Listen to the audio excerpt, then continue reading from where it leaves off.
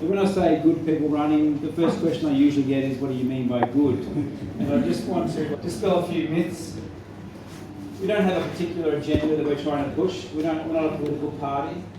We think good means that people who engage well with their community, who take their job seriously, maybe open to changing their mind on issues and can work well with their fellow councillors, are the kinds of things that make good candidates and good council. So we're almost the opposite of a political party. We want everyone to be part of our movement and to get involved. So let's stick around afterwards and chat about how you can do that. So it's about the council election, but it's not only about that. But because the council is, of course, an extension of our community, in many ways reflects our community. And so how our community engages with council really matters too.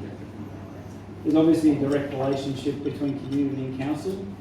These people from our community and of our community, the staff council also part of our community, obviously. But it's also, in many ways, we get the council that we deserve, the council that reflects us and how we want to engage with it. So I want you to keep that in mind as we work through tonight. If we create an environment where good people want to get involved, we might get better decisions for all of us. So I'm going to throw to our panel and then we'll do a few activities. We'll have some opportunities to ask questions.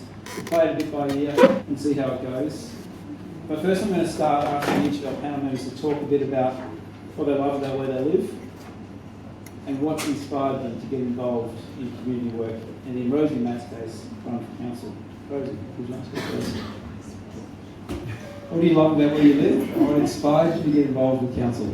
Hi everyone. I was born here. I was born at the hospital, which to some makes me a true local, and to some I'm still not, I haven't lived here for enough generations to be true local, so that's one that I put aside pretty early. Suffice to say though that I've lived most of my life here. It was, it's a nice place to grow up. I think my teen years were pretty tricky, and I really didn't like it here very much when I was a teenager. So as soon as I could, I went overseas, which was fun. I'm really glad I did that. Came back home, had my 2 beautiful kids, and just kept on. Well, actually, I fell in love with it here again because I really didn't like it when I was a teenager. It was kind of like, I'm out, I'm never coming back, mic drop. Except I did come back, and I came back, I kind of left when I was 19, and back when I was 21-ish, and that 18 months overseas, I grew up a lot, and I came back and had my kids, and I really realised what a beautiful place it is to have young kids, and I've loved raising them here. They're kind of approaching the dreaded teen years themselves now, but things have changed a lot. I bang on about it a lot, but I always talk about how much I just like the feel of the place, dare I say the vibe. I talk a lot about the vibe of things, and as much as I can say that I like the vibe of the place, it's not a vibe that stays the same. Castlemaine and surrounds is very different from the place that I grew up in, and I like that. I think the influx of people, not from here, has brought great life into our area, and that growth should be celebrated. What was the second question? Sorry, I've had a really long day. What inspired you to get involved with council? I think I always just knew. I grew up here, and I didn't know a heap about council. Like, neither of my parents were councillors or anything, but my parents had corporate jobs which would occasionally kind of bump up against council, and I'd get to go to meetings sometimes. It was when all the councillors in the town hall, and I have these really strong memories of being in there with my dad, sitting around the table and so looking up at these beautiful ceilings. And they're still there, obviously, because it's an old building and you can't get rid of ceilings like that. But when I first walked back into the town hall and looked at those ceilings, I had this real moment of like, this is where I'm meant to be. I didn't think about running for council very much when I did it. I just did it. I can't really tell you why. I just felt like it was the right time for me, and it was the right time for me, obviously. I think I just needed to do something to give back to my community after a long time of, really when I was a teenager, not really caring about my family at all and being quite a menace. And then, just being a bit dismissive about what it takes to hold the community together. And I thought, you know what? The best thing I can possibly do to give back is to run for council. And I did.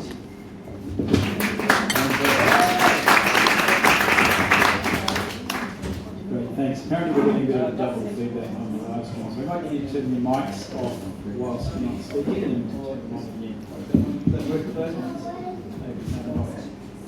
So Matt, tell us about what you love about where you live and what inspired you to be involved with council.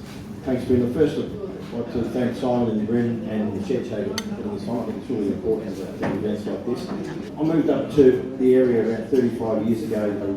I went to a primary school in Garden Vale that the Friarstown care, so I used to come up here as a kid. And I just love the landscape, love the chasing lizards and snakes and going to different visions and things. So we moved up. As I said, when the kids were little, I wanted them to have I went through a heavy stage and sent my kids to a Steiner school, and I wanted them to have a free life, and I didn't want them to be products of both my wife and I. Just wanted to do their thing. So we come up here and I just loved it. I got involved in the community. I'm a Rotarian. I'm on the board of Workspace. I was a soccer coach for a little while. And did things like that. I like the fact that we're not all one people, we're all different people. Diversity I really appreciate. I might not always agree with people, and they might not always agree with me, but I think the fact that we can argue the toss and still be respectful with each other is really important.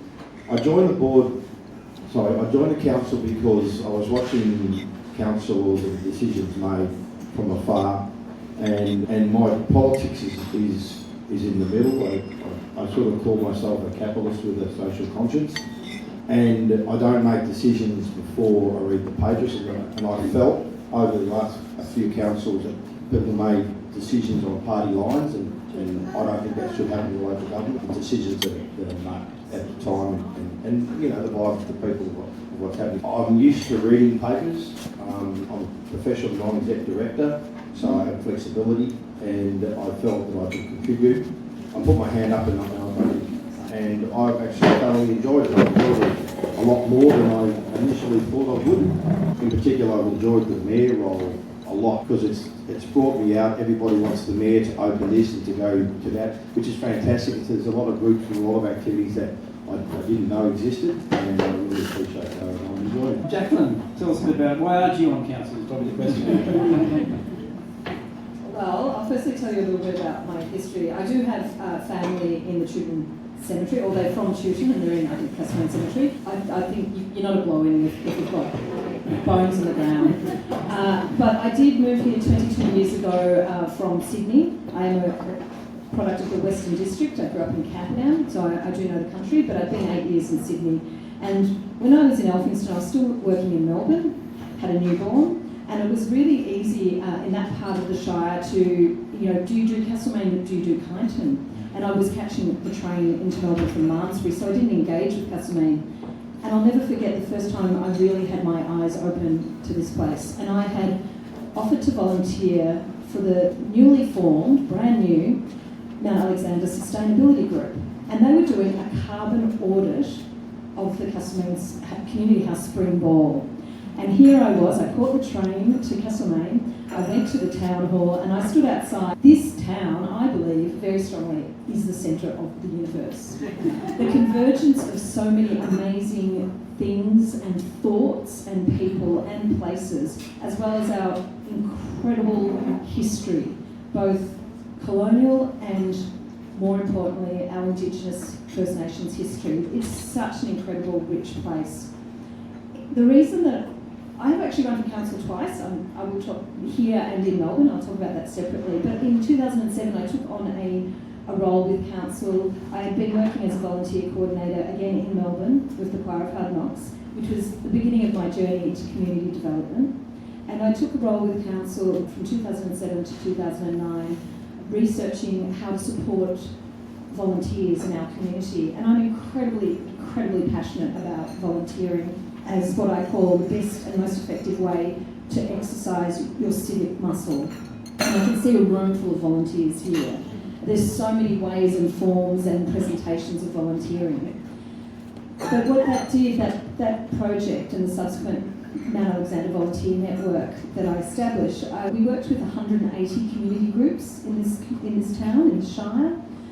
We raised millions of dollars in both grants and fundraising. And I had to deal with council in very different myriad of forms. The good, the bad, the rather ugly and the really beautiful and enabling. I did end up with having to go to counselling after my experience at council. It was quite a traumatising experience, but they paid for it, so that was okay. Yeah, look, I think it's a really interesting beast. These are our councillors, these are not beasts. I think how we deal with, respond, engage and participate is on us.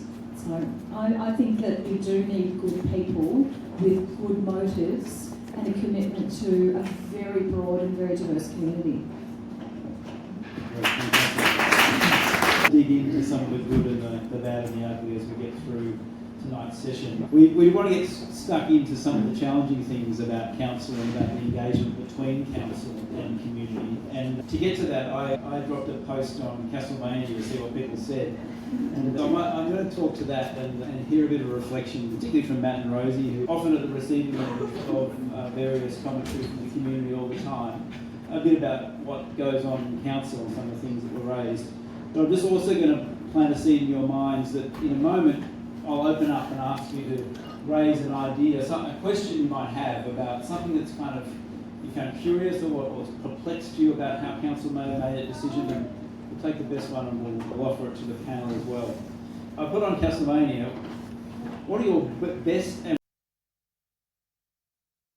that I've found nowadays to be pretty good. The best, working with the Affordable Housing Solutions Broker. No other council has this role. She's done a brilliant job. Amazing support for cultural events. The Jara space at the Market Building, beautiful ongoing dedicated work at the Botanic Gardens, which I also appreciate on regular walks. Good consultation and communication. The cat curfew was raised as a positive. Tiny homes policy, and there were quite a few other examples. And then there were negatives. There was 4 that were deleted by the moderators. I didn't get a copy of them. They weren't as bad as you might think. They basically said overpaid bureaucrats and don't get me started and mostly unhelpful things. Nothing particularly, but the kinds of things I'm sure you're familiar with. And the ones that are a little bit more substantive talked about roads, of course. Roads always comes up. What about them though? The roads in the Teuton bushlands of Napoleon State. 2 about roads in Teuton. I'm not quite sure what's going on there. And planning, of course, came up. Planning always comes up. And a little bit about some historical consultation, people not liking street trees, the way things are being, roads are being improved, so that kind of thing.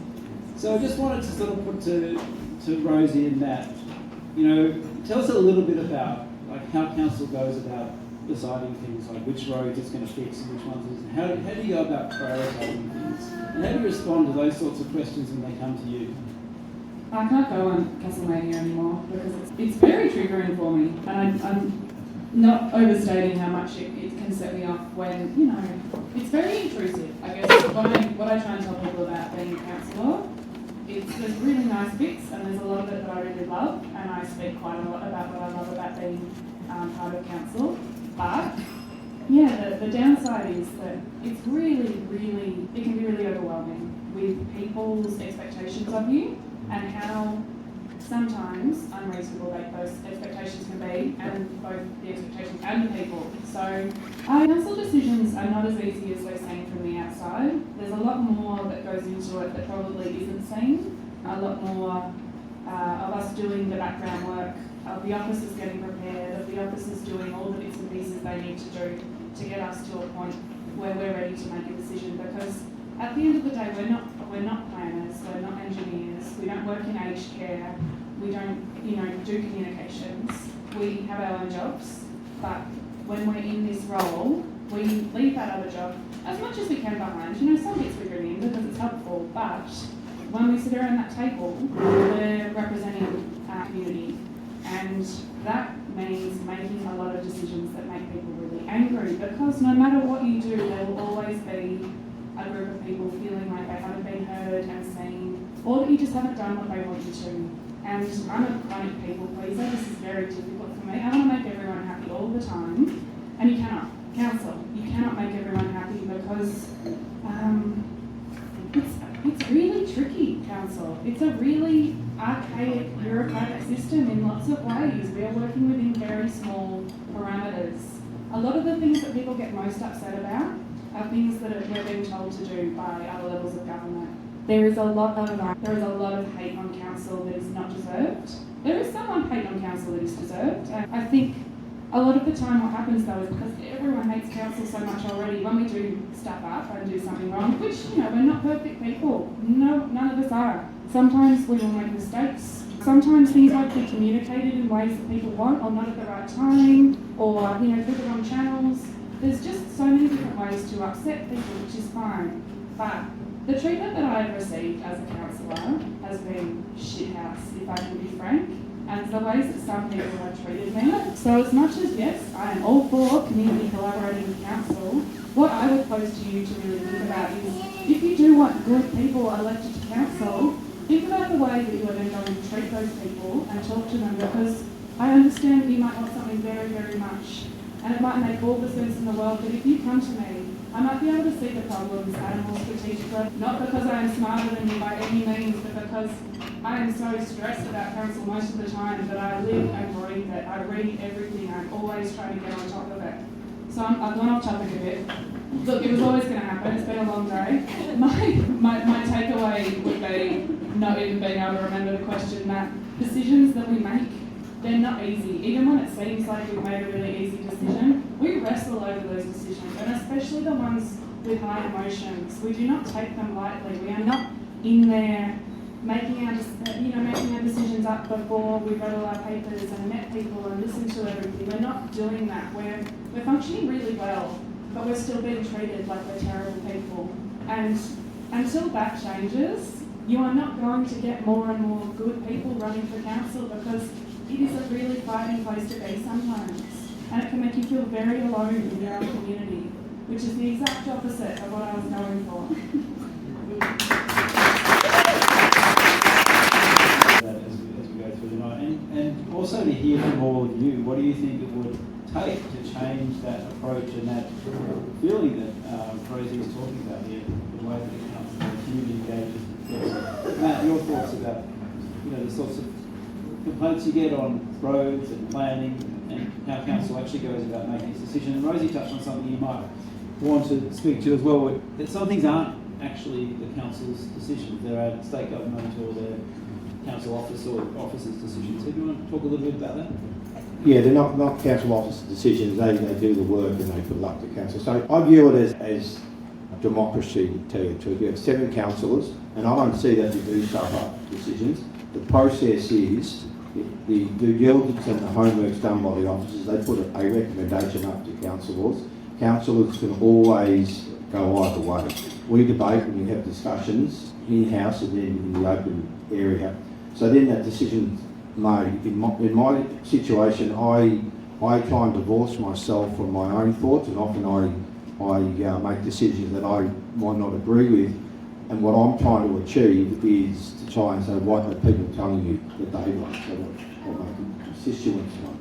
So I try and do that. So often I've made a decision on the night, which is not necessarily my decision, because I don't think it's about me, it's about you. Walking around the street, I've had one person in my 4 years who had a crack at me, and I'm very comfortable having a crack back, so I don't have that issue. Social media is a problem, but you know, I'm for want of a better word, a voyeur rather than engage. I don't do that. I do read, have a look, but I will not engage. I don't know if that's good or bad, but that's what works for me. I'm very happy to talk to anyone face to face, because they just don't, they usually aren't rude. We might disagree, and that's fine, but if you could do it, I'll disagree with you and argue the toss with you all day, as long as you're respectful for me and I do the same thing, and I think I will achieve that. So why it's a process is that because we've got 7 elected people making those decisions which we think is in the best interest of the community. And if it's planning, and a lot of our issues are planning in terms of what people don't like, you can go to VCAT. That's how it works. And I'm very comfortable with that, because you know, I believe in democracy. It's the best thing we've got at the moment. You know, certainly it's flawed, but it is what it is, and that's the process going forward. So that's what works for me. And I'm a lot older than I'm older than other councillors, and so that stuff, the bagging, which you do get, it doesn't bother me that too much, but it does. It can get to you. What else? I can see Jacqueline's keen to jump in. Thank you. I just, and I think I speak on behalf of most people in this room, in fact all people, I want to acknowledge Rosie. It's shocking that you should be treated like that, and I apologise for those and I think we can call it for what it is. It's misogyny, it's a form of sexism that you're being targeted as a woman, but also because you're being targeted as a young woman.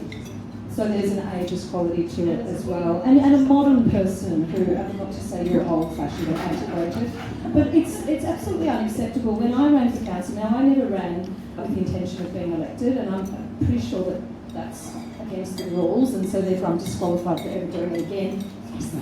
But I ran to support another candidate, and when I ran, I received an appalling level of harassment. It was mainly targeted by one person, but I received an email that said I was the spawn of Satan, and that there were names for people like you, and they all work in brothels.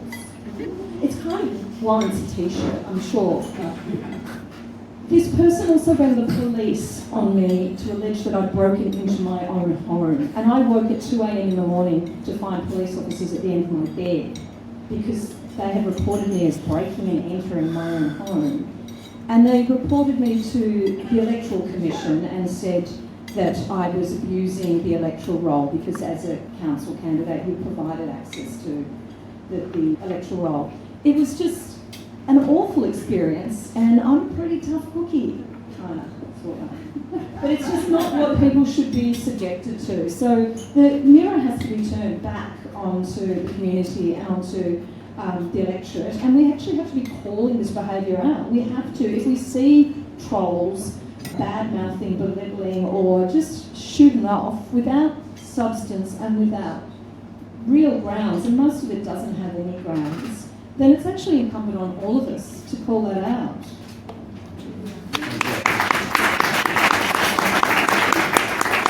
Again, I mean, that sounds like harassment to me, so that's sort of... When you hear Bryn, we put our hands up for the job, and that's part of the job.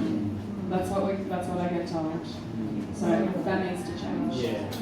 So I did say we'd go to some examples, and I will come to that. But does anyone want to offer? We've gone right into the depths of some of the challenges and what the community can be like. Who has some thoughts they'd like to share with us about how to change that approach? I'm just wondering, are you wearing knuckle dusters there, or... Anyone with a question, do they want to respond to that comment? No.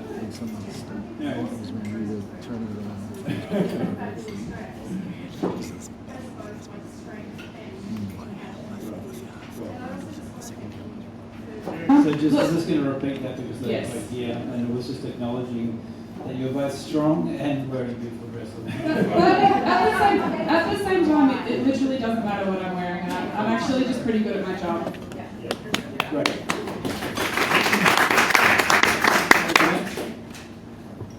That's a very specific question.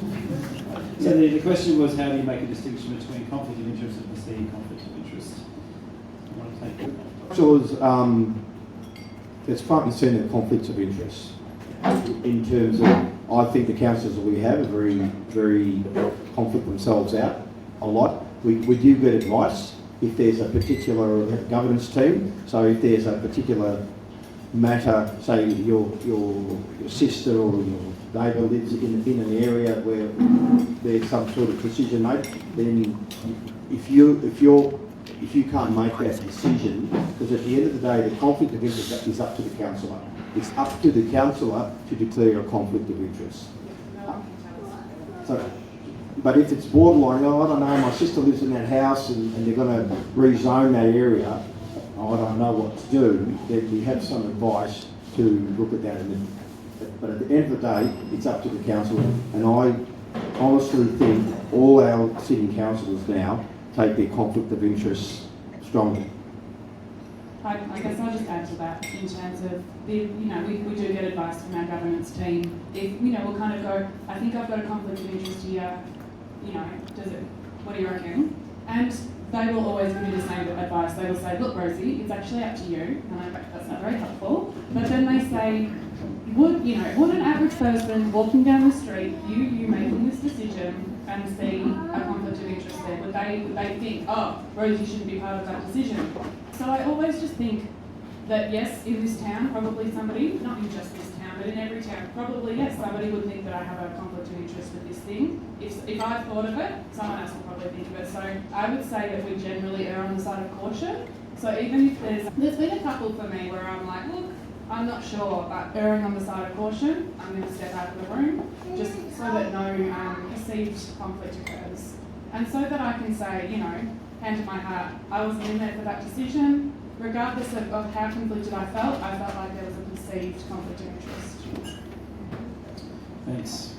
Now, does anyone have a suggestion to go back to the previous question, which was how do we build a stronger, more coherent community that can engage well with council? Joel? As a suggestion, I find it really helpful to change our language. I really try not to say them in relation to council because it's us. And that's something I'd encourage one to do. If you start using that, when we start talking about our council, we talk about us in relation to decisions, what's going on. I find it makes a huge difference because we can go, there's a problem, but that's our problem. So I suppose that's my suggestion and my encouragement to everyone to kind of go, how do we put us in that box and bucket? And I suppose it'd be interesting. I imagine you get a lot of them in. It's a tricky one because I think yes, we get othered as part of council, as do our council officers who really receive quite a lot of appalling treatment as well, and they.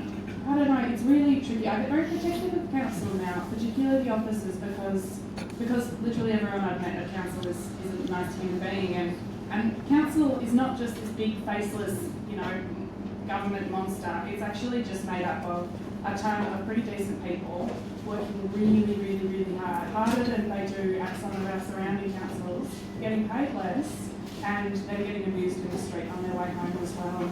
I think the language that we use when we talk about, we're always talking about our community, and when I went into council, I thought there would be a lot more, we're a team, council and community, we can do anything. It's not like that. We're enemies, and I kind of understand why, but at the same time I'm like, surely this is not the point. Surely if we just, I don't know what it would take, but if we just something and we could work together as a team a bit more, because I've had times where I can't leave my house because I'm too anxious about running into anybody, because this is my home too, we all live here, we've got to be nice to each other, and I just think that by othering each other, I don't want to feel shitty about my community. I love it here, I love all these people, you're all great.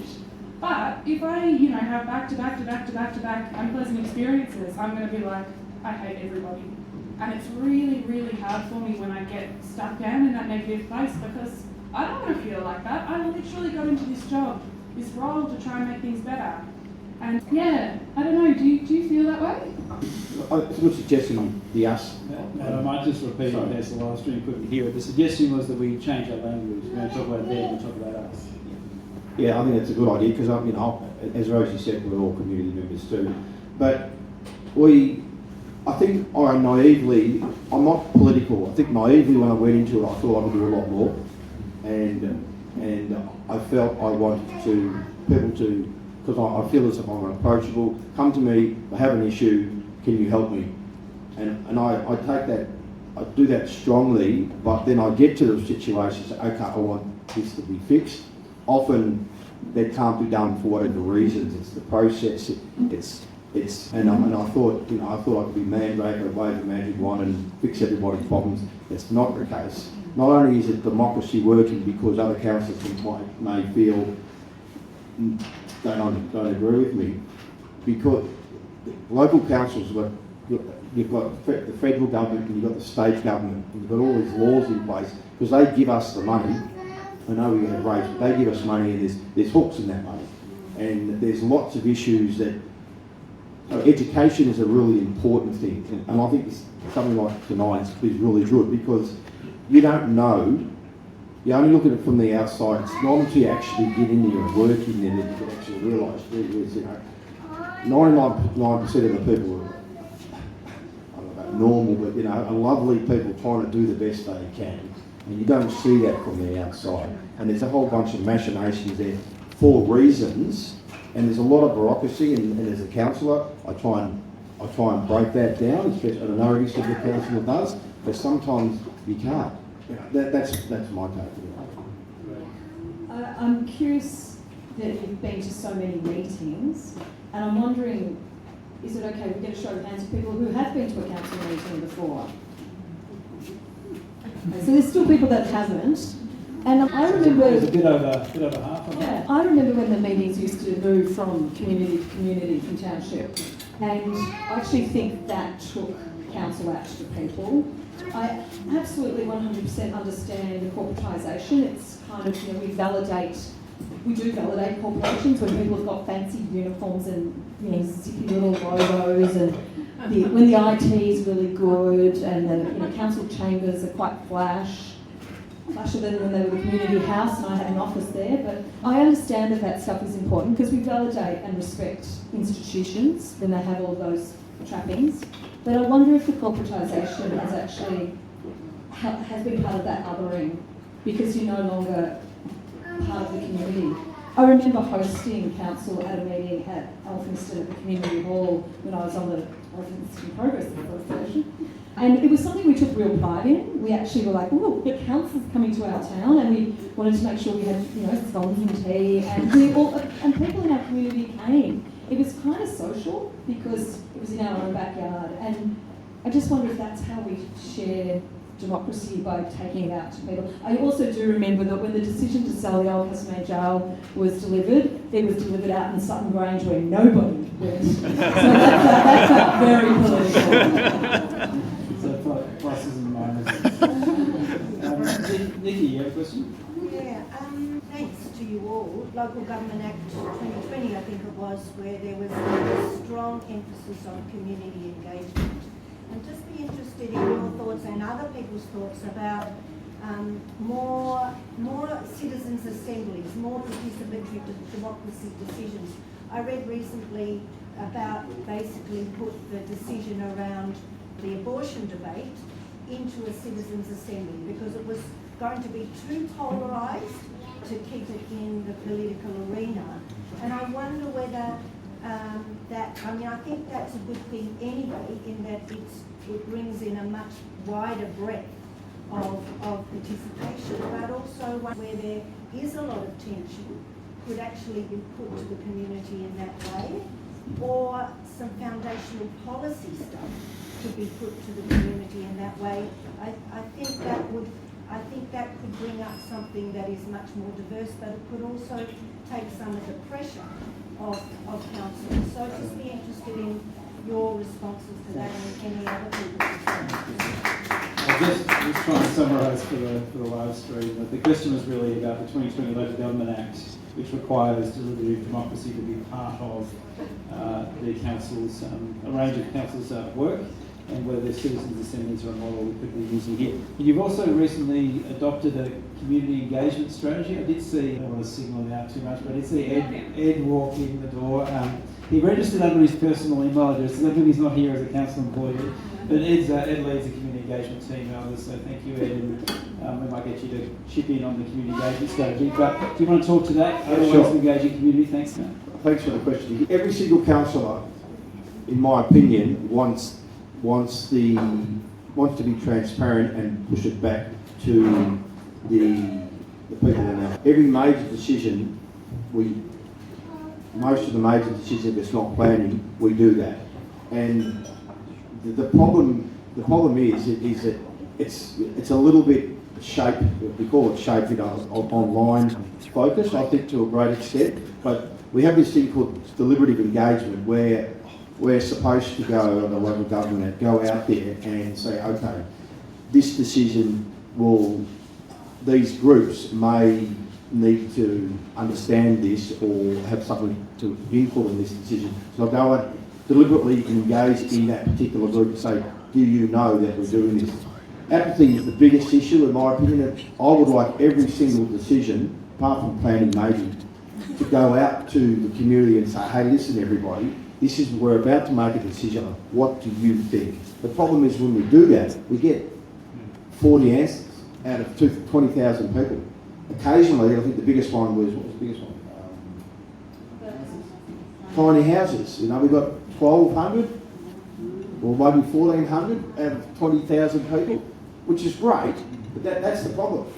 If there was a mechanism to say, you know, everyone had a little clicker or whatever, it would be fantastic, because we always bang on about, and Ed bangs on about all the time, about getting it out there, what other people want, because at the end of the day, I'm making my decision and people hassling me, or hassling me, communicate me, but that might only be 15, 20 people. If it was 1,000 people, whatever, it's a lot more.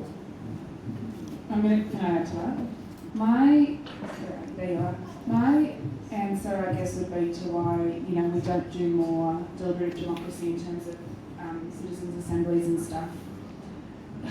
Consultation is a bit of a double-edged sword for council, I think, in that, yes, we absolutely want everyone to be engaged, but there is a difference between being engaged and making a decision, I guess is what I'm trying to say. We can get lots and lots of engagement that says, do this thing, do this thing, do this thing, but we might still make a decision not to do that thing based on all the information we have.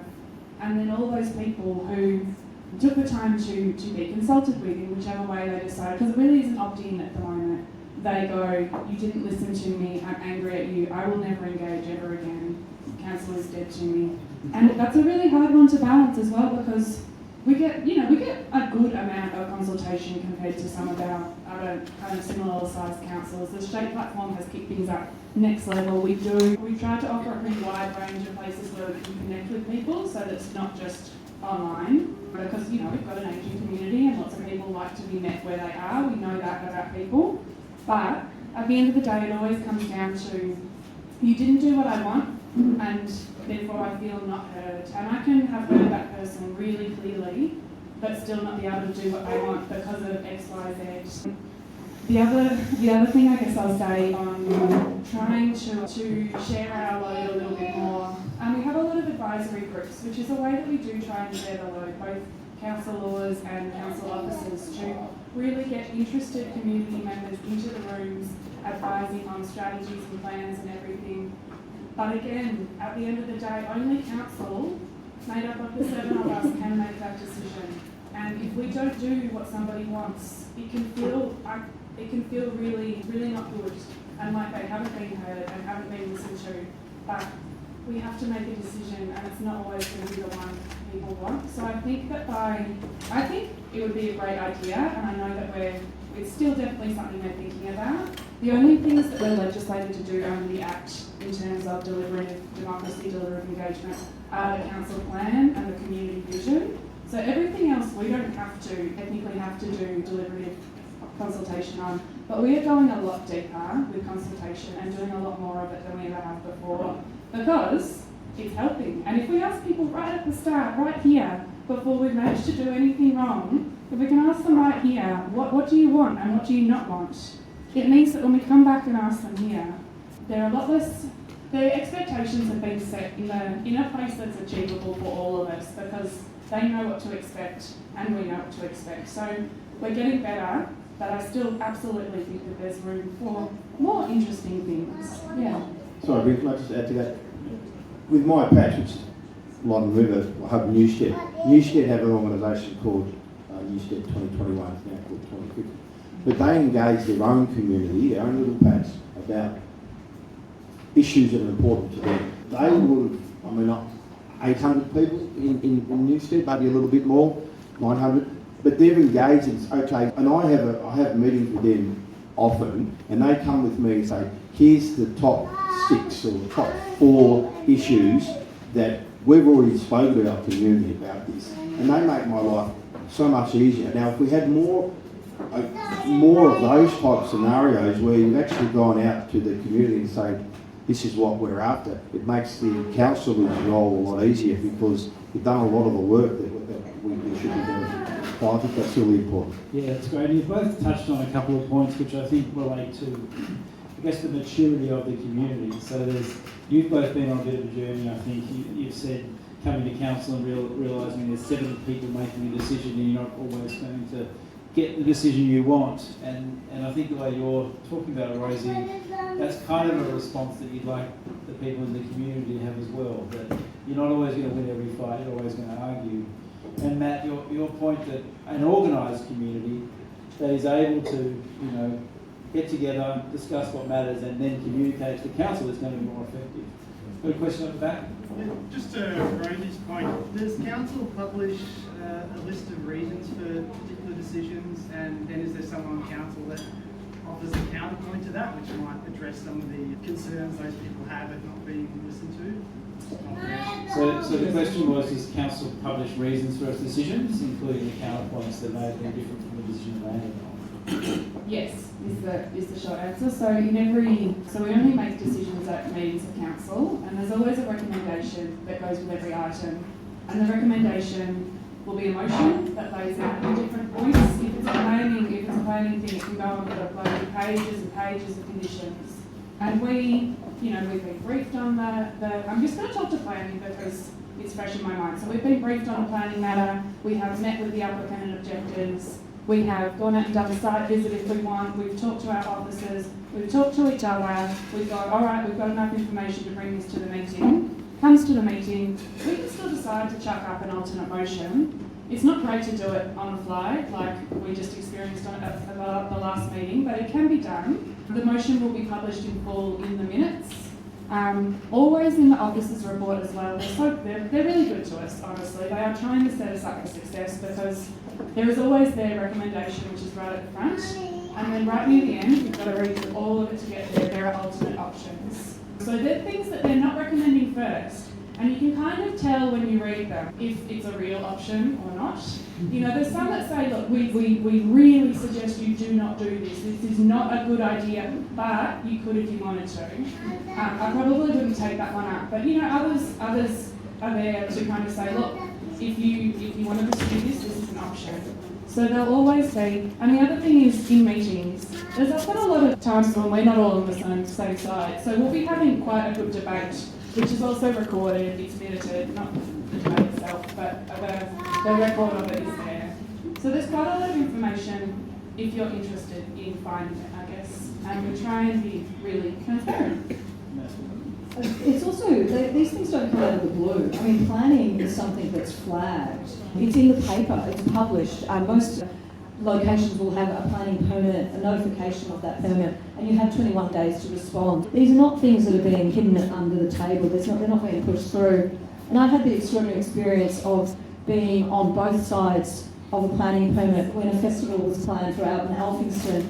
And I have a property in Elphinston, and I went, I don't want a festival in Elphinston. And I supported the people that were opposed to it because it was impacting on a wildlife shelter. There was all sorts of reasons why it was wrong. And then, funnily enough, the applicant came to me and said, "We'd really like your help in finding another location." And so I supported them to go out to Newstead. And council supported them too, and everybody was making everything happen for this, but the community out there did not support it, so it got knocked back. So we tried again, and we went out to Harcourt, and again it was very interesting to see so many aspects, and I tried really bloody hard, but there's a process, and there's a reason there's a process. So I really like the nature of that question, digging into what's challenging and how the council goes about making decisions. And I did say before, something that kind of perplexes you or makes you wonder about how that decision was made. Does anyone have a question like that they'd like to throw? I don't know whether mine quite separated, but I think things that don't actually come to the councillors. I spent 3.5 years on a council in Melbourne in years until the Kennedy, until Jeffrey fell off. And I think local government is quite a different, less robust beast than it was back then for residents and councillors. That's my opinion. But we've got an issue where we spent years working Diamond Gully structure plan, and the moment that I don't think it's gone to tender, but we cannot get information. The Pyrenees Highway end of Diamond Gully Road, and 200 metres further down.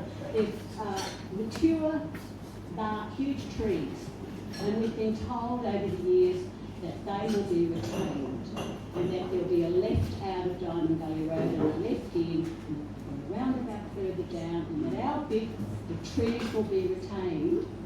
And now we've just got wind of the fact that it's going to be removed. So what do? We come to the Right, I think we got the gist of the question, and I don't think they could hear you with the microphone anyway, so I might hang on to it now. The question was about the Diamond Valley structure plan. Do you have an insight as to how that's been considered by council, and particularly how it's being implemented? Any update on that? No, I don't off the top of my head, but I'm happy to look into it if you can send me an email. So the best thing you can ever do when you've got concerns like this is to email your local council. Really. That's what we're here for. Like, be polite, I'm sure you will.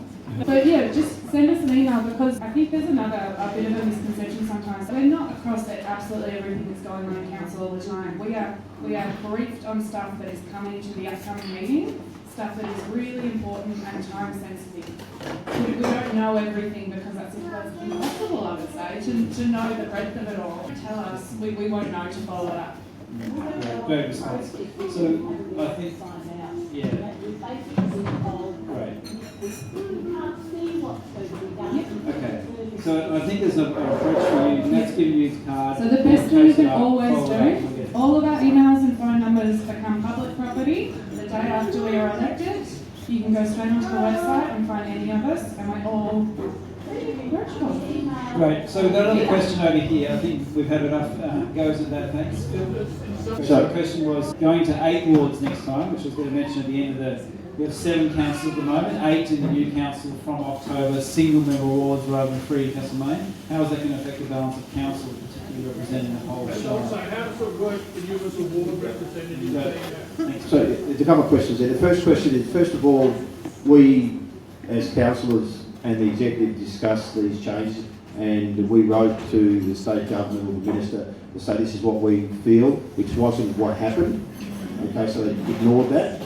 We wrote more than once. They said, did we get it right? And we said, no, don't do that. Please do this. And they said, tell us more. And we said, you didn't get it right. Please don't do this. So I think that's I think they made a mistake there, but that's that. But it's a state trend anyway. Well, so that's the first thing, and I mentioned before that I've been on a lot of boards before. Even number is going to put a lot of pressure, and even number of councillor, whoever the mayor is going to put a lot of pressure on that mayor at the time to make a casting vote. Now, I don't like making a casting vote. It shouldn't happen if you don't want to do it, if you don't have to, because you want a decision. So an odd number, 7 or 9, and 7 works for us. Which is sensible. And regardless, we still have casting votes. I bloody made Matt use it twice already, I think.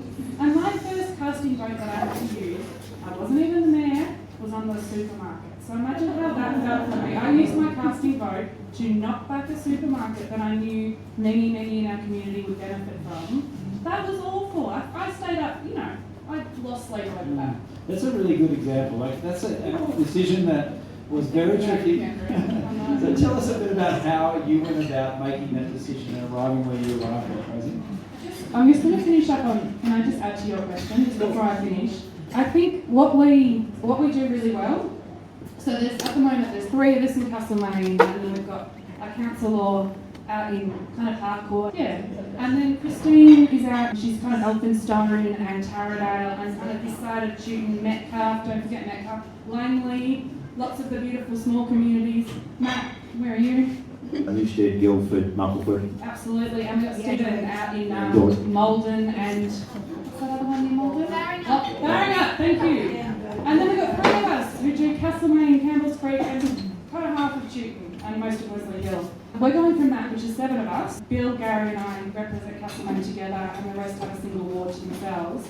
But as much as we love our spot and we stand up for our spot, especially when it comes to fighting for things that we know our community wants, we do a really good job of taking a shy-wide approach to things, I would say. And it's to the extent where I don't know that much about Malden and I don't know that much about Harcourt, but I'm not going to, not support a playground or a fence or what's happening for you? Your fiduciary duties change. you're right. I get voted in by the 2,200 people in my little area. But when I'm at the decision making, it's not for my area, it's for the whole lot. And I think our councillors do a good job at divorcing themselves in that area for that. But I think bringing in this new structure, which really comes down to the Castlemaine ward, so currently this big mass, the most populous bit of our shire, is being split into 4 wards. I think it is a terrible idea. I was so against it, and I think one of the reasons why it bothers me so much is that at the moment, the structure we have for Castlemaine, at least for Castlemaine, meant that there was preferential votes, and someone would get elected first, second, and third. It is often very hard for a diverse person of any kind to get elected first in a ward. By doing this, we are making it harder for anyone who doesn't fit the mould. Look, I could be wrong. I'm so hoping I'm wrong and we're just all great and vote for diverse people anyway. But I know from history that that's not the case often. And I think it's going to make it harder for people like me to be elected to council if there's not, that kind of flow down where you're like, oh, I didn't get first, but I got second. Also, it's really nice to share the load with someone. I know you don't have it out in your neck of the woods, but between Gary and Bill and I, if there's an event that I can't make, someone's got my back. And often I need a bit of support if I'm going to meet someone out in the bush somewhere and I'm like, I don't think I should go on my own, but someone will come with me. And I really like that collegiateness. I'm not sure that's a word. Collegiality. Thank you, collegiality. Rosie, I'm going to probably let you off the supermarket question, but you just touched on something there, because you and Bill and Gary are very different people, with very different backgrounds. But I think the words you said, you've got each other's back. Can you tell us a bit more about that? What's like working councillors? So I met Gary for the first time on the day we were both elected, and we were both loitering around outside the Rosefield room. Honestly, both of us just looking a bit terrified. And I said, are you here for the vote? And he said, yes. And I said, me too. And he said, shall we go in? And I said, all right. And we went in. And we both got elected along with Bill, who I knew, a little bit because he's old school local, he's true local, and he, has been around. And I looked at both of these men and I went, oh my God, we're never going to get along. There's no way we'll get along. There's no way we'll get along. And it's been fine. It's been nice. Once you get to know people, you're not so different. Like even Matt and I, we're not similar people in lots of ways, but we get along pretty well, and we'll have a bit of a laugh, and you find that common ground. And I think, I've got such nice friendships with all of my colleagues now, which is really unexpected because we would not be friends in real life if they hadn't shoved us all together. Some of us would, but we might not have even have met each other. And I've learned such a lot from my colleagues, and I know, I was coming into it fresher than a lot of them. And it took me a while to catch up on some of the things like finance is one say, not great looking at a budget, but Matt is really good at it. So Matt, I think, initially was the one who kind of talked me through a budget sheet. But then it was me going, oh, hang on, I'm not used to, I've got things to offer as well. And I've managed to have, it's been reciprocal, I guess. So we learn from each other, we work with each other, and I sure as hell know that if I am upset by something that has happened, and I bring it into that room and go, look, this person said this to me and it's made me feel like that, my colleagues will be the first ones to be like, that is unacceptable. Do you want me to do something? Just on that decision of what Rosie's referring to, decision making, and there's studies of this, with diversity in the room is really, really important. Because there's things, and I'm older than Rosie, and I think differently, which she's mentioned, but there's things that I've thought, and I thought I'll do this, and then all of a sudden out of left field, Rosie and others will bring this up, and I just didn't even enter my head. Now that's a really good point. And then we consider it, and often the discussion has changed, and a different decision is made because I just didn't enter my universe, and I think that's really important. So diversity within boards and councillors is really, really important, and that's just not just male, female, old, and young. It's a whole bunch of different diversity because there's aspects that's different to that what you experience in life. I think also being able to agree to disagree is really important. We have had councils in the past where if a councillor didn't get their way, they'd storm out. There's been meetings that I'm aware of and I've attended where half the councillors aren't present to make a vote because it was my way or the highway, and that's really unacceptable. And I want to give a lot of credit to this current council because there are people with really diverse. And I've had disagreements. I led a community campaign against council to stop selling the old Castlemaine jail. Didn't win the fight. And one of the purchasers is actually on council and one of the most generous and affable people that you come across. I guess that's the other thing is we do tend to demonise heaven forbid, real estate agents and property developers and business in general. Like, if you're coming from a community perspective, we tend to write these evil people off. And then and also think that they have no place on local government. But if we are talking about diversity, we have to recognise that these are still people coming from a really good place. And I want to acknowledge that also Bill, you do have something in common with Bill, because he was 26 the first time round that Bill Mulvey was elected to council. He was actually mayor when he was 26. And the youngest councillor. The youngest councillor and mayor. So there's a pizza here, we don't know who's working wrong. For Mel and a soup for Rosie. Soup for Rosie, pizza for Mel. Different Rosie. Different Rosie. Okay. There you go. So it comes down to respect, we've got to have more respect, and we have to agree to disagree, do it, politely, take our anger and our frustrations out somewhere else and not on each other. I just want to add, because Jack said something that I want to pick up on, I'm already forgetting it. Sorry. All right, we've got a couple of people wanting to chip in, so you've been waiting patiently, and then we'll go over to the back here. Are you open to compromise? You want to ask? In 24 years I've been in this Mount Alexander. I've run the you have to do with actually picking people and programs. But the fact is that we all talk together. We are very happy with the program. We're delighted with the people who look after us. We feel cared for. And they try to do things. So happy, and thank you for sharing that. One, because we don't get a lot of compliments. We really don't. And every compliment we ever get, and we go to our briefings and we go, guess what? I got 2 compliments about council this week, and this is what they are. And then our directors give them to their team. So we're going to go back and tell everyone about this, and they're going to be so excited because we made the decision to stay in aged care when nobody else did.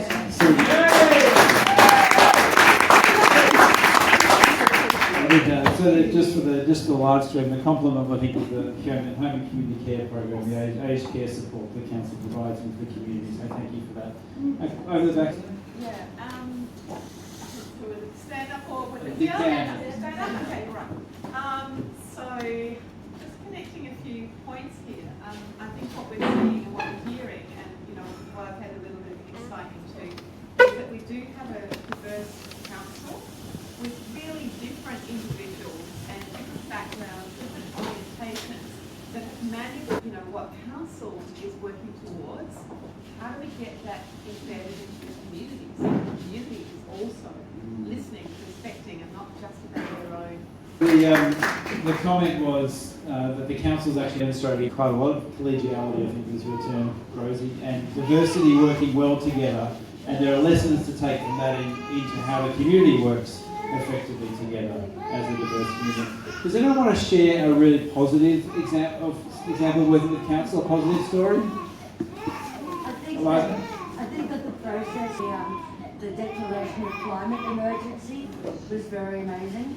I think that the community was extraordinary, how there was well over 1,000 responses, and the meeting that was held was really amazing also. So I think that was a really great example of democracy and community at work in a really... Great. So the example was the declaration of climate emergency and a large number of people involved. Great. And the housing trust that's happening now too. So that's fantastic with the public consultation officer. And I just wanted to say, sometimes it seems like the louder voice is the aggressive voice. So you might find that there's quite a lot of people that are grateful for the work that you do rather than, and it seems like the negative voice is the voice that the algorithms definitely promote these days. And I don't know, sometimes I just like to say thanks again from all of us actually for the work you do too. Yeah. Great. A round of applause for that one. I think the comment was that a lot of the loud voices are what's being heard and what gets heard, and the don't so much. And no, I can't remember the previous one. Oh, the housing trust. Do you guys want to talk a bit about that? That's a recent decision of council, Matt? Yeah, sure. So when we all got elected, we sat down, we had a couple of strategy days, and we sort of sat down as the councillors and said, okay, what are the things that we want to look at? And one of the overwhelming things was affordable housing and social housing. We as a group said this is important. So then we said, okay, how can we do this? Now, unfortunately, sometimes how things work with council is you need to spend some money, and we actually put a person on. We said, okay, we have to, in the budget, in the first year's budget, we said here's an amount of money for a person to look at that. Because that person then goes out and looks at what to do. And we lucked out there with Claire. She does a great job. So she then did a whole bunch of home due diligence, talking, went to all different groups and really got herself involved there. And came back to council and said, okay, this is what I've done, this is what we're thinking. And then we discussed that a couple of times and said, oh, this one looks okay, this looks good. And as you know, the tiny homes and this trust came out. And we sort of grabbed that and said, we like this, we could do with this, it sounds good. And then we discussed at the budget, we felt that my background's capital markets and raising capital, and I've always felt that if there's an underwriter or organisation that says, okay, here's the first million or whatever, it just helps things along. So we said, as a council, we need to make a commission, and that's how that was all because we discussed it. We all were on the same page, and this has come about, and I think it will be something in 10, 20 years' time, which is really important. I think, again, you know, council is very different from the outside. I really didn't know much about it, and I don't know how much you can know until you kind of are in there and just going, oh my God, there's so much going on, how are we gonna do anything? And what really did help, I think, with this especially, is that when we did sit down for one of our first kind of strategy meetings, every one of us said housing, affordable housing, social housing. We were already on the same page. We didn't need to fight about it, so we're already ahead of the game. I think add to that, you know, we've got a pretty incredible executive team who aren't afraid of taking risks, and this could have been a huge risk, honestly. I mean, not huge. It could have not worked. That's how risky it could have been. It could have not worked. We couldn't have come up with any good ideas about housing, and it would have been a bit like, oh, you know. But what has happened is we have put on our housing solutions broker, and it's been amazing. And you know, housing doesn't sit with local government. This is what people forget. Local government doesn't do housing. It's not our remit. But we also know that no one else is bloody doing it. So we're going to step in there while we can, while we're in good financial position to be able to get in there and do something. But it's not us. And what we're also doing is trying to lobby the people who are actually meant to be providing social and affordable housing and go, hey, we can't keep doing this.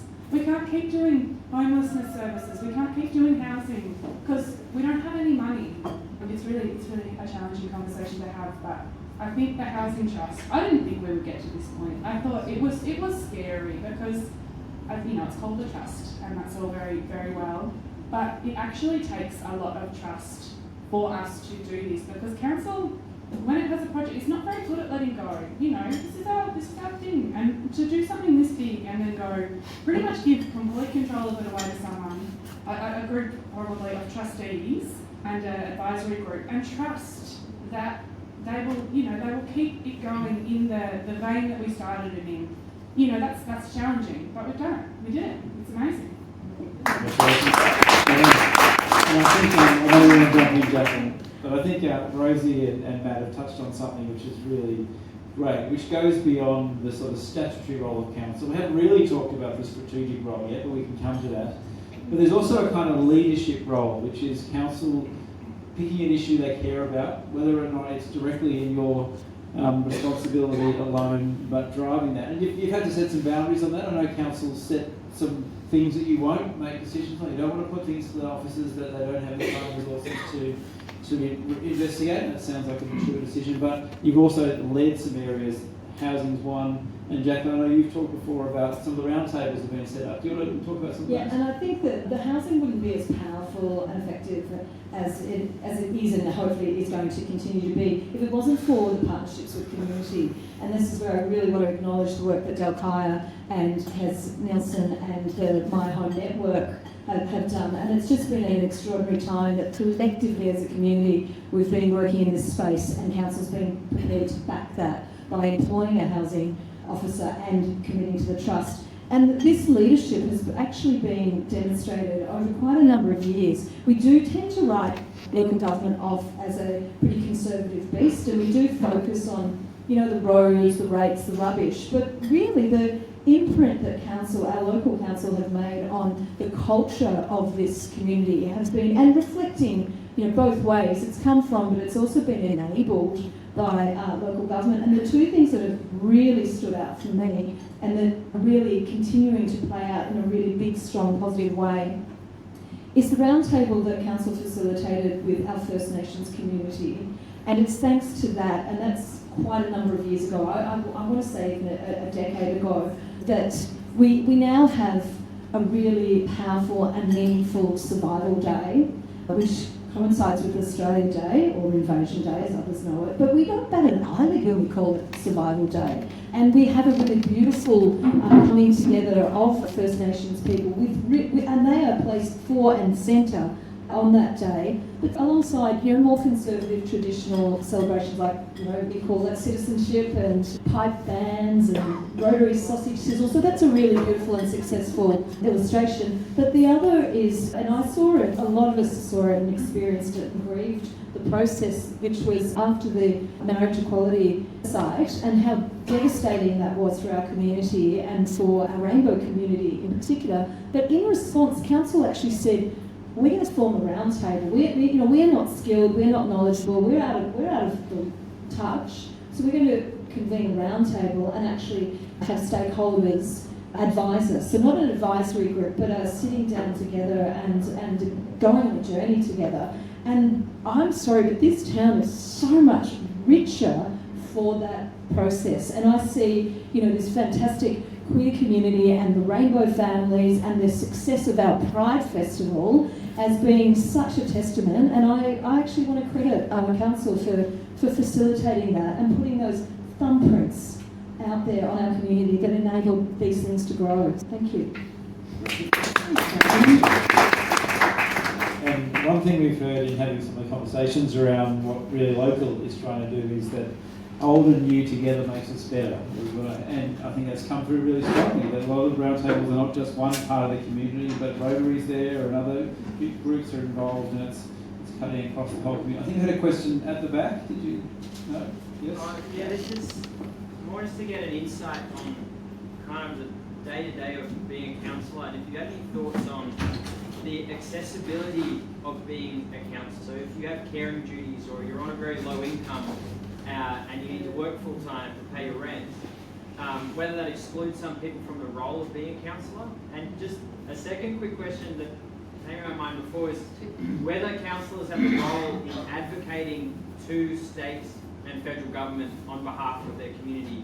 So with housing, thinking about our tax system and the role of that jacking up housing prices. Great, so I'll just repeat those in the live stream. And it's getting a long line. So the second one was this council role in advocacy, which you've touched on. And the first one was about the sort of structural barriers to being a councillor. So is it accessible to everyone? Lower income, care responsibilities, that kind of thing. Who'd like to jump in on that? I'm going to jump in on this one. I'm going to speak to the second one first, so I don't forget. So in terms of our advocacy to state and federal, you get the most done when you're the mayor. So I was mayor last year and Matt was my deputy, and now Matt's the mayor and I'm his deputy. Last year I went, and this year Matt is going to the National General Assembly in Canberra, where you go with your CEO and you hang out with all the other mayors and CEOs, and it was quite fun actually. I had a good time, met the Prime Minister. But also you have meetings with federal politicians, and you go there to sell your towns. You sell them what is so great about you, and you say, but we don't have enough money for this, and this is why we need it, this is the benefit it will bring. So we have a list always of projects that are ready, but we don't have funding for. These are big things that will require state and federal money, and so we go and we do advocacy. And as well as that, the mayor will meet with the state member regularly, the federal member regularly, other members of parliament as we can, and we do. If we want to do advocacy work, we will either be able to do it or we'll do it with us, with the council officers. So it's not as much as you'd think, maybe. I thought there'd be a lot more of it, perhaps, but it's also not really my vibe. I'm not a huge, I find state and federal politicians, I'm not so much anymore, but I was a little bit scared of them. And it was never in me to kind of go straight up and to be like, hey, let me tell you about Castlemaine. Whereas I think Matt is a lot better at going and seizing the moment, whereas I lurk around a lot more. First question, yes, there are huge barriers, I think, to equal participation. I don't have very much money. I'm a single parent who share cares my children. I have a range of interesting things going on with my brain, which can, make it really difficult for me to be in the room sometimes or want to do anything. But yeah, look, money is the one. When my CEO and I talk about this quite a lot, and kind of go, Rosie, how do we get more young people? And I go, Joan, you've got to pay them properly. Like, it's not a living wage, so you do have to work outside. So the base wage for the stipend. Sorry, it's a stipend. The base stipend for a councillor in our council, we're a category C, D. We're the smallest category. Is about 21,000. When you're deputy mayor, it's more. When you're the mayor, it's double what deputy mayor's is. It does go up, but that base wage is not enough It's not enough to live on. So you do have to pick up part-time work. It is even more hard when you're balancing family commitments. My little one was just starting school, like in the February. I was elected in the November, and yeah, they were little and now they're getting big, and I miss them. But there's something really great about doing share care as well, which is that sometimes you don't have your kids. And so, it's not great because you don't have them. It's great because you can smush all of your work. So I try and smush all my council work into the days I don't have my kids. And then when I have my kids, I do more kid stuff. They do know, obviously, and when I was mayor, I had to sit down and go, look, if I do this, if I run for mayor, if I get elected as mayor, there will be more. There will be more of that and less time for you. Is that okay? I had to talk to my parents, who are they're my best support people, and go, can you help me financially and, emotionally and with childcare, all of the things, can you help me so that I can go on this journey for 4 years? And they looked at me and just went, of course, Rosie. When have we ever gotten in your way? But what I can tell you is that it is hard, it is, and sometimes I look at my life and I'm just like, why am I doing this? But it's worth it. You just need so much support. You just need to surround yourself. And I'm just going to continue on that, we'll come back to it. I know you've been asking for a while, but Jacqueline, we're not promoting any candidates and Jacqueline's not running, but you've been asked more than anyone apparently if you're going to run for council and you said no. So why don't you tell us what prevents you from doing it? What are the barriers that would stop you from running for council? Hello? Okay, next question. If I was in a council business, there was a point, because you did know we're expanding the business, we're tripling the size of the operations, we're moving into a new venue, and there was a point where finance was looking a little bit dodgy, and I said, we could just stay here and not move. And I went, if we don't move, I'm running for council. And so yeah, I've got a big project. I'm also starting in my 4th year of a 10-year criminology degree. It's taking me forever. Yeah, so there are challenges to take on with not much money. So you've been waiting very patiently, sir. Thank you. They don't have QR codes yet. They contracted a company from Queensland. This is why it's so important. We have an overage society. I'm just conscious of the live stream won't be able to hear all this, and I'll try and summarise, but I might get the details of your event. So there's a group here who's advocating for a safer Castlemaine for walkers and cyclists in particular, and there's an event on next week, did you say? Council consultation on road safety. On road safety. Is this the active transport strategy or a different thing? Road safety strategy. Road safety. But there's a good opportunity for you to join the active transport reference group too. You don't even have confirmation when you sign up. Nothing, or even like an acknowledgement Yeah, we were a bit surprised that we didn't get a notification after we applied for that group, so no one... So there's a couple of things going on. One is the road safety consultation next week, and the active transport strategy is looking for reference group members at the moment via the Shedshaker Alexander site as well. So The online consultation goes to the 31st. Consultation till the 31st of July. Great, thanks for raising this. Take that as a comment. We are getting close to the end, another sort of about 15 or 20 minutes left. Lots of questions and ideas we haven't got to yet, but I did want to circle back on that point about the challenges in getting people to run. And a moment ago there was reference to the new wards in Castlemaine, in Alexander Shire. There will be 8 wards rather than 7. Castlemaine is divided into 4, so one more councillor than there currently is. And Rosie talked about some of the challenges that raises. The council was concerned about the sorts of difficulty of having diverse councillors on board, but the only antidote to that is having good people put up their hands. And I'm really interested to hear from the room here. What does it take to have a community that's engaged? The people that aren't here as well. You've got people here, most of whom have been to a council meeting before, and I imagine there's 10,000 outside this room who haven't. What does it take to engage a wider community in this and to get great people to run for council? I'm happy to throw it before while you're on. As Rosie alluded to, the money's not fantastic, and you need flexibility too. You know, it's really hard, I think, to be a council if you have a full-time gig 9 to 5. We have our briefing days on Tuesdays, council meetings on Tuesday night. That could change from council to council. So you could have the new group come in and say, each year we say what day Tuesdays works for us. But you do need flexibility. You're allowed to attend council meetings and briefings remotely. So that's a new rule which has been passed, which is great. But it does kind of suck. Yeah, like it's not as good suck. as being in the room. We have expressed a preference that everyone make it to the room when they can, because it's such a you just miss stuff, don't you? Absolutely, and it's much easier. You need a little bit of thick skin, I think, which is a shame, but you do, and you need support from your family. You know, all friends, you know. So I think, the question was, does that exclude people? I think the point that's raised before is that there are some barriers. We don't have a perfect system that makes it really easy for everyone, and support networks are part of it. But I think we're just talking through what are the challenges and how can we overcome them. So If you're single, I mean, is fine. I'm saying if you need the flexibility, if you have kids and things, and I think that's a reason why there's a history of older males there, because they may be financially better off, so they've got that flexibility. You don't do this gig for the money. You do it because you're trying to help out.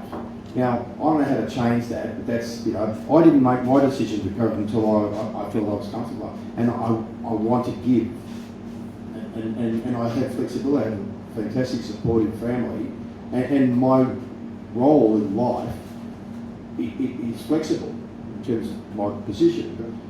So I think that's really important. You should have to be a councillor. I think it's in the Local Government Act that you actually you have these code of conducts, but you have to be able to compromise. You have to be able to negotiate, and you have to have to see the other people's point of view. It's incumbent that we actually get on, and that's why we have a record amount of councils in administration and with monitors, because you know it is not negotiating when I have my stance here and that's it, and I don't negotiate. That's not. And I think that's important. Yeah. I've always been a bit nervous about the idea of educating the enemy, and I don't mean the enemy, but people. I do think we need civic education. I think people need to understand how council actually works, how decision making works, how advocacy and action for change works. And I mean, my worry is that then the people that want to change the things that I don't want to see change will know how to do it. But you know, you asked me why I won't run for council. Stupidity. I just don't think I could. Not my own. I just don't think I could cope with the level of stupidity in the broader community of people not understanding how it works and not educating themselves how it works. So I think we need to educate people how local government works and how civic participation works. Starts with participating. That's what we hear about tonight. So I sat on this panel, similar to this, I sat on a panel for Bendigo last week, similar thing, except most of the people who came, unless you're all intending to run for council, which would be very exciting, but the people who were at the attendance of this other panel were people who were like, I mean, tell me all about it.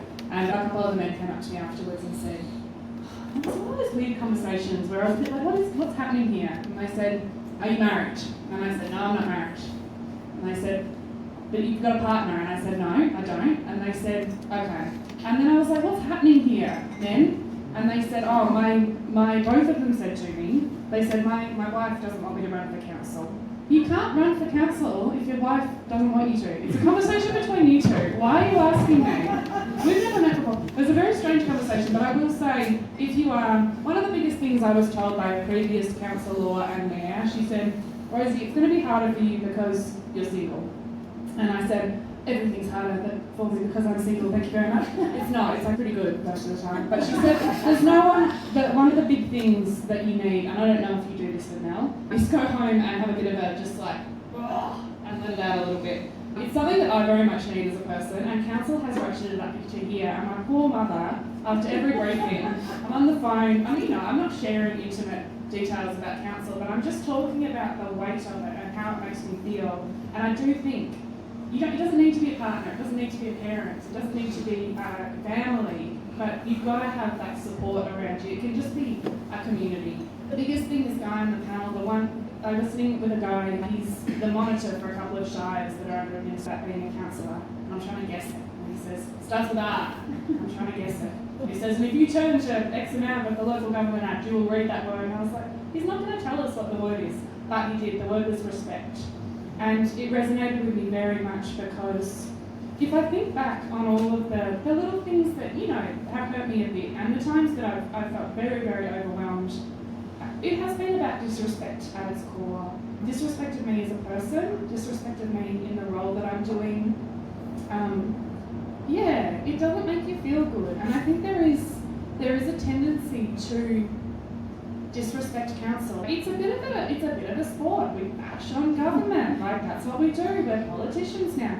I have to say, local government is so far from being a politician in so many ways. Like we're not in there playing politics. We're in there trying to get a bloody bridge built half the time, which is practically impossible. And I just, So I would say respect. Please be respectful. Respect goes all ways. And there was this comment really early on to me that back in the day people used to respect the council, and we deserve that respect. And I thought about it, and I went, all right, if we want respect, we need to act respectably, right? Because it is a two-way street. How do you get respect? You fucking earn it. It does not just get given to you. And it was a real moment for me where I was like, people have lost trust in government, generally, let's be honest, and local government is part of that. It's literally in the name. And I think what we've been doing as a council is working very hard to try and win back some of that trust, to show that we are, one, listening. We do really try. Listening does not always mean we'll do what you want, though. We just can't. But we will listen to you. We might do the exact opposite, but we're listening. Two, we're getting out there more, aren't we? We're really trying to meet people where they are, and we're just trying to do things a bit differently. And I think if I can offer the biggest advice that has helped me is just don't think of a councillor as this one thing. There is no kind of perfect councillor. It is not this, it's not, oh, you'd be a great councillor. We could all potentially, I think, be good councillors if we put in the effort. It's not always easy. Sometimes I'm sitting there and I don't want to be there. It's tiring. We get tired. We were in council for a really long time today, and then we came straight here. It's exhausting, but you respect the staff. We respect each other. We respect community, even when they're not respectful towards us. We have to be better, and that feels very unfair to me, because sometimes I would like to be able to say what I think, but sometimes I do. I always say it in a very nice way. I think that about thickening your skin, I don't have very thick skin. I'm a not thick-skinned person. I have toughened up a lot, but I'm not going to get much tougher than this. This is about as far as I can go. I cry a fair amount. Council makes me cry. And it's not council stuff. It's community. It's community that makes me cry more often than not, and it's tiring. I want to keep doing this, but I'm really tired. It's been 4 years. Thanks, Jack. Just be, not you. You're all being lovely, but you know, if you see someone being unpleasant to anybody, regardless of if they're a councillor or not, just tell them to stop. It's not okay. We need to do better, and you won't get good people on council if you treat them like shit. You just won't. They will not want to do it. And I won't want to do it. I feel that was almost your summing up speech. That was very good, thank you. And thank you for sharing so honestly too. I think you do this every time you come in and Jack too, so really appreciate it. We've got time for probably 2 more questions, and then we'll give the panel a chance to say their last thoughts, and then we'll just end with a bit of a conversation about what next. What can we do with this really local thing that we've started, and how can we keep these conversations going? Quick comment and then a question. Diversity's been thrown around a lot tonight, which baffles me a little bit because Australia, and you look around this room and take a poll on a bunch of metrics, you'll find it skews heavily in one particular direction. That's not a bad thing. A lot of those reasons are why I moved here 10 years ago.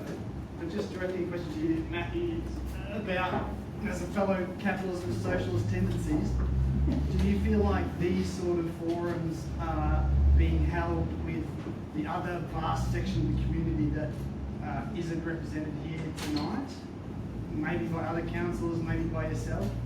I think things like tonight's excellent in terms of getting that. But once again, it's happening. You guys are engaged. I mean, that's why you've come here. I mean, there's lots of other people who aren't here, and you know, I hold regular listening posts, and as Rosie said before, we're holding more of those.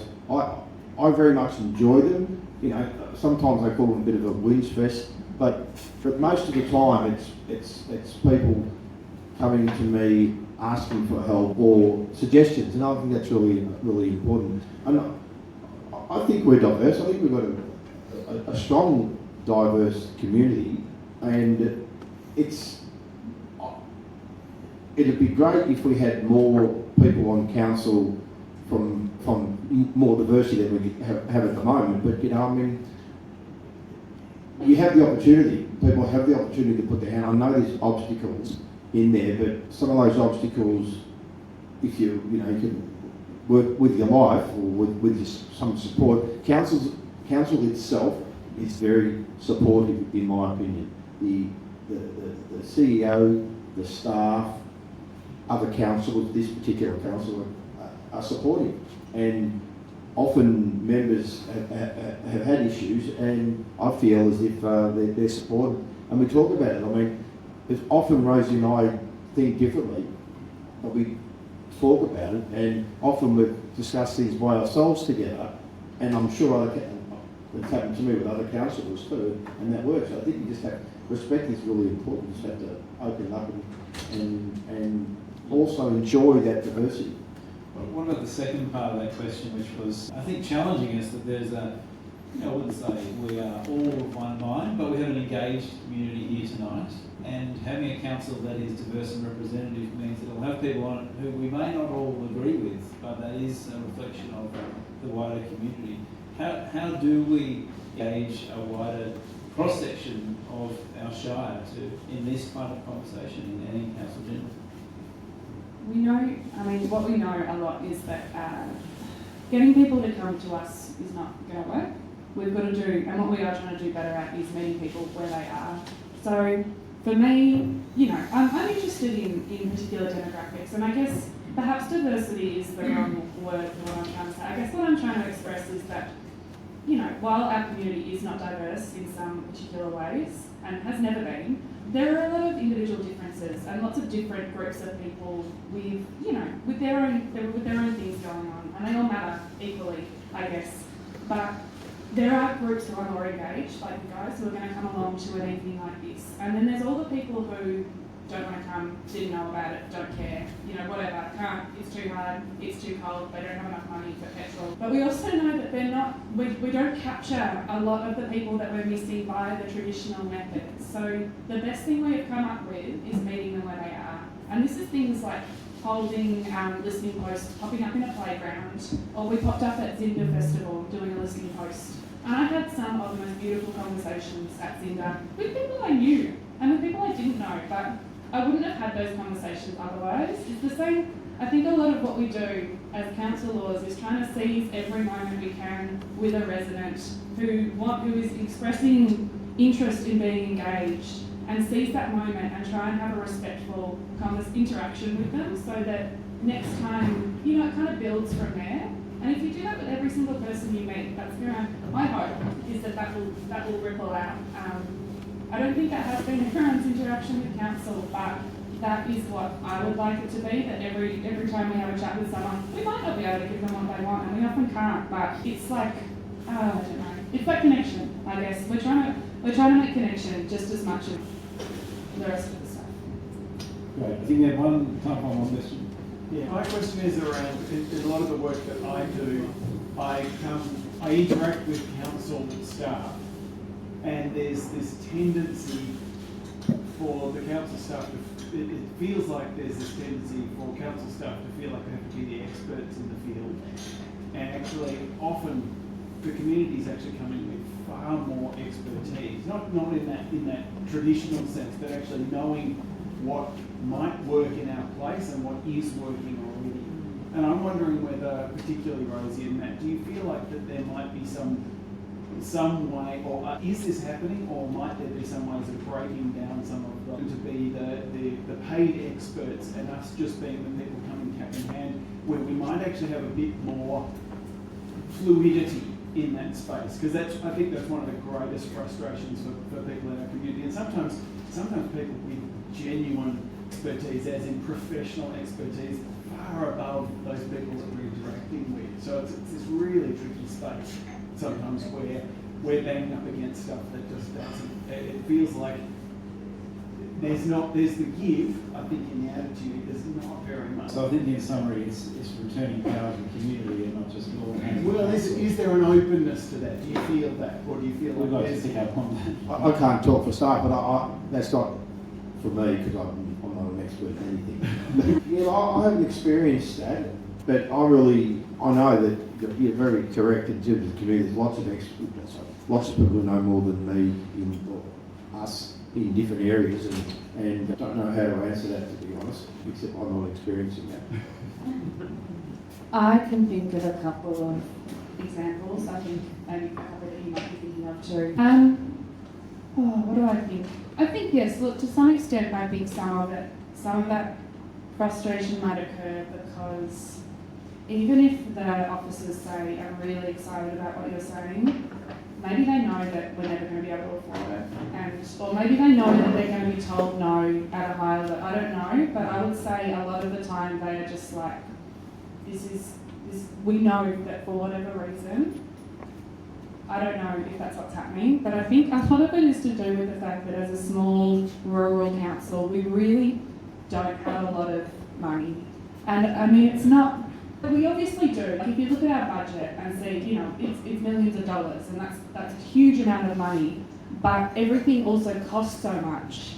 And then we need to pay the people to do it all. And at the end of the day, there's not much money for any of the extra stuff that would actually make living here much nicer. And I think about active transport, pedestrians, all of that safety stuff like that. Obviously we need that. We all know we need that. But it's you know, it's so bloody expensive.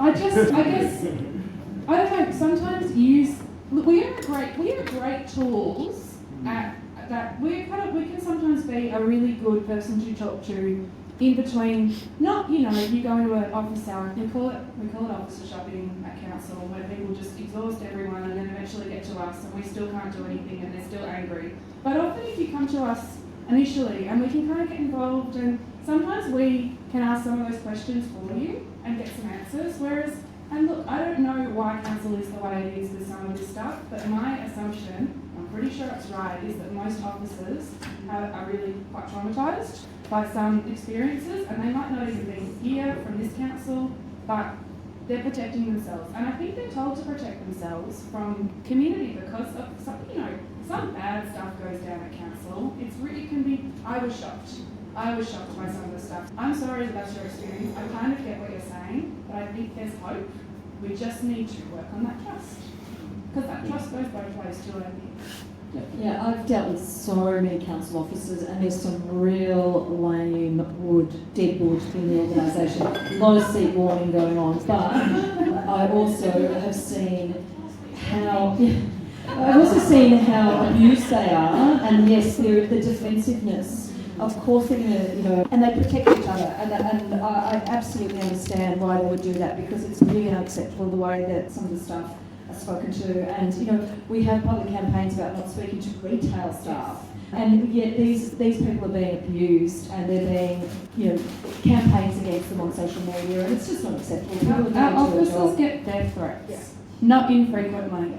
And I'm thinking particularly planning and local laws. These are our two high emotion places. But our officers in those roles, many of whom are quite young women, get treated horrendously. And we protect them as an organisation, and maybe part of that, I'm not sure. We'll talk more later. And it's also bureaucracy. It's really, my general manager has come out of local government, and it's really interesting. He'll pull the staff up on all sorts of things, and they'll say, never do that in local government. And there's this level of accountability. We like cash up there, like, money out here, up there. Like, no, this is about a bureaucracy, and I think that limits what we as community operators would do. It's a little bit more organic. We just want to get the job done. These guys have got reports to write. They've got all these levels of accountability. I mean, it's not a fun job. I didn't enjoy. I was traumatised by 2 years of working for local council.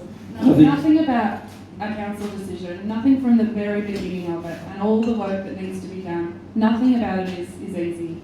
I think all the loops that, because it's bureaucratic. Everything is within a framework, within a strategy, within a policy, within an act, and at the end of the day, you're still trying to make it fit your specific community and specific circumstance, but it's just hard work. I went on with Matt a bit of with great dreams, being like, I'll get hard rubbish. No way. What was I thinking?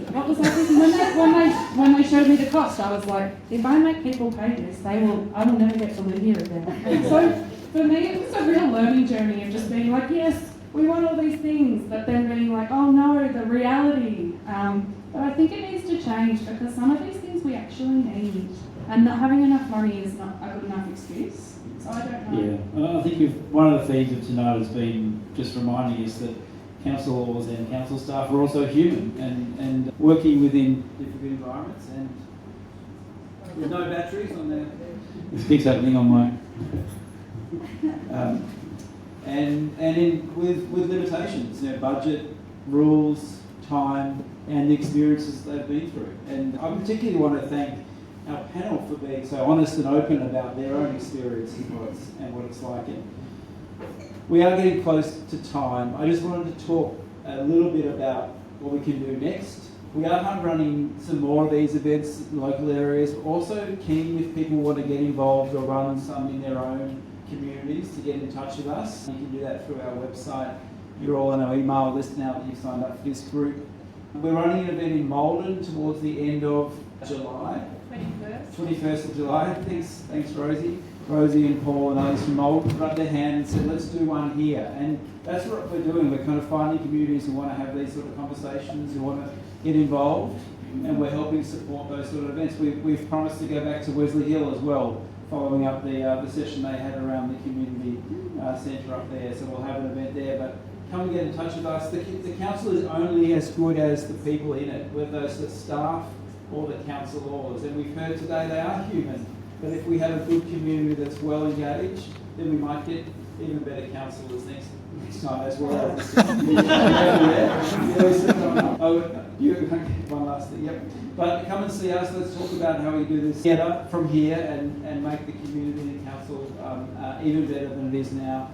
It's pretty good right now. Last thoughts from the panel. I'll hand back the microphone.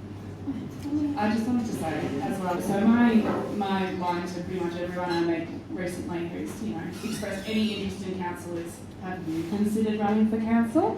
So my challenge is go and ask that to literally everyone you know. They might never have thought about it. I as much as I had thought about it, I hadn't really thought about it until it was the right time. So it might just not have been the right time, because, and I always say this, but I really think that most people, if they want to and if they put in the work, could be fairly decent councillors. It's just about remembering, I said this at the Bendigo one as well, and everyone hated it, but it's not really about you. It is about you to some extent, but when you get in that room, it's not what does Rosie want, what does Matt want. We're literally there representing our communities, and if we're not doing that, we're not doing a good job.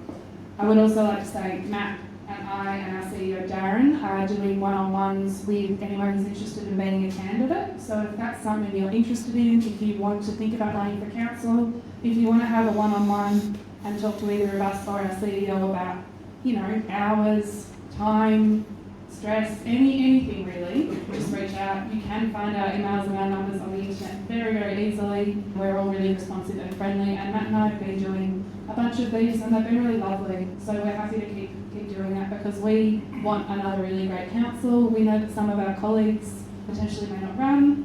I think I'm probably going to run again. I made it sound awful, I know, but there's really good bits. There's really good bits too. Amazing bits. Yeah, I'm contactable. I'll have a coffee with you and have a chat about it. I encourage everybody to run, except in Live and Movement, because I'll be fighting tooth and nail, but that's another story. I've really enjoyed tonight. Thank you very much. I think councillors are approachable. I'm approachable. I know Rosie is, and all the others are too. So hope you keep in touch. Thank you. My motivation for encouraging this evening is because I am so extraordinarily dismayed at what I see going on in the United States and the extreme polarisation where that country is really on the brink of civil war. And I just don't want us to ever go down that path. We emanate so many things coming out of the USA, and that level of political division is something I just do not want us to ever go down. So yeah, I do actually want people engaged in civic discourse. Fantastic. And you've all demonstrated tonight some of those qualities of respect, openness, trust. We disagree with us in a way that does prevent that polarisation, allows us to work well together. I'm going to pick